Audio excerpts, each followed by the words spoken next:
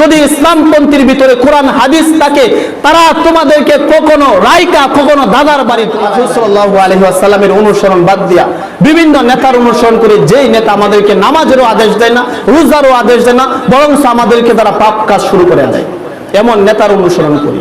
যেই নেতা আমাদেরকে রাইকা চলে যাবে, আমাদের কোনো হিসাব দিবে না, যেই নেতার অর্ডারে নিরপরাধ মানুষদেরকে অপরাধী সাজায়, যেই নেতার অর্ডারে, যে নেতার একটা বুট খামানোর জন্য হাজার হাজার শত শত মিথ্যা কথা বলতেছি, যেই নেতার পক্ষে সাক্ষী দেওয়ার জন্য, তার পক্ষে একটা বুট দেওয়ার জন্য নিরপরাধ আলেমদের উপরে জুলুম করতেছি, নিরপরাধ আলেমদের উপরে অত্যাচার করতেছি, তুহমত করতেছি, মিথ্যা রচনা করতেছি, বন্ধু সেই নেতা তোমার পাশে থাকবে না।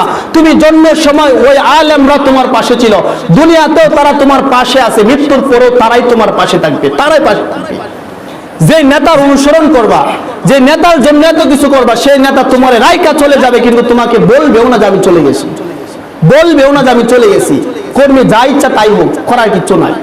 নেতার জীবন বাঁচতে হয়েছে। আর যদি একজন ইসলামিক নেতাকে অনুসরণ করো, রাসূলের সুন্নাত যারা অনুসরণ করে তাদেরকে যদি অনুসরণ করো, যেইভাবে উহুদের ময়দানে, বদরের ময়দানে রাসূলের সাহাবীরা রাসূলের জন্য জীবন দেওয়ার জন্য তৈরি ছিল, যেভাবে আল্লাহ রাসূল কাফেরদের বিরুদ্ধে যুদ্ধ করার জন্য তৈরি ছিল, আর যুদ্ধের ময়দানে রাসূল বলেছিল আমার বুকের মধ্যে তীর নিক্ষেপ করো, এরপর আমার সাহাবীদের বুকে নিক্ষেপ করিও না। আজও যদি ইসলামপন্থীদেরকে অনুসরণ করো, আল্লাহর কসম করে আমি বলতে পারি, যদি ইসলামপন্থীর ভিতরে কোরআন হাদিস থাকে, তারা তোমাদেরকে কখনো রাইকা কখনো দাদার বাড়ি পালায়া যাবে না, কখনো যুদ্ধের ময়দানে রাইকা চলে যাবে না। তারা বলবে আমি থাকবো আর আমার কর্মীরা থাকবে, তারা থাকবে আমার কর্মীরা থাকবে।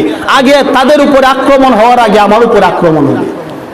এই জন্য ইসলামপন্থী যারা আছে, যারা ইসলামী রাজ কায়েম করতে চায়, মানুষদেরকে মানুষের অধিকার দিতে চায়, কোরআন হাদিস মতন মানুষদেরকে চলাইতে চায়, সমস্ত মানুষদেরকে একটা প্ল্যাটফর্মে আনতে চায়, মানুষের আইন, আল্লাহর আইন অনুযায়ী, কোরআন অনুযায়ী, আইন অনুযায়ী আইনটা পরিচালনা হোক, ইসলাম পরিচালনা হোক, এই বিধান যারা চায়, এই সংগ্রাম যারা করতে চায়, আমরা তাদের করতে থাকতে রাজি আছি তো? আছি তো? আল্লাহ তাআলা আমাদের সকলকে তাকার তৌফিক দান করুক, সকলে বলে আমিন।